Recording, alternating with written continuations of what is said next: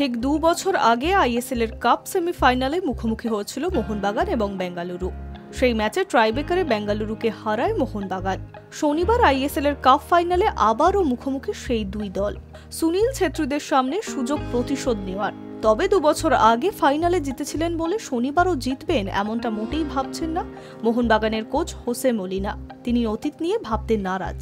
League shield জেতার পর অনেক দলের মধ্যেই একটা গা ছাড়া মনোভাব দেখা যায়। এ কারণেই এখনো পর্যন্ত মুম্বাই সিটি এফসি বাদে কোনো দল একই মরশুমে লিগ শিল্ড এবং কাপ জিততে পারেননি।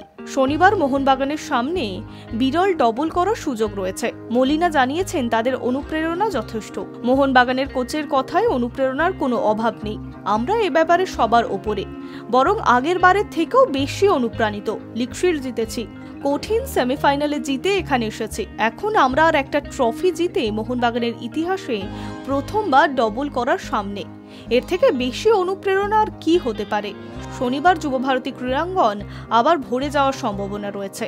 60,000-এর কাছাকাছি দর্শক আসবেন খেলা দেখতে। মলিনার মতে এটা তাদের কাছে অনুপ্রেরণা। মলিনা জানিয়েছেন জিততে হবেই, সেটা 1-0 হোক বা 5-4, যেভাবেই হোক সেটা করতে হবে। সেই সুরেই সুর মেলান শুভাশিস। বলেছেন ঘরের মাঠে সমর্থকদের সামনে খেলা বারবারই আনন্দের। কাল আপনারা মাঠ ভরিয়ে আসুন এবং আমাদের জয়ের সাক্ষী থাকুন, এটাই চাই।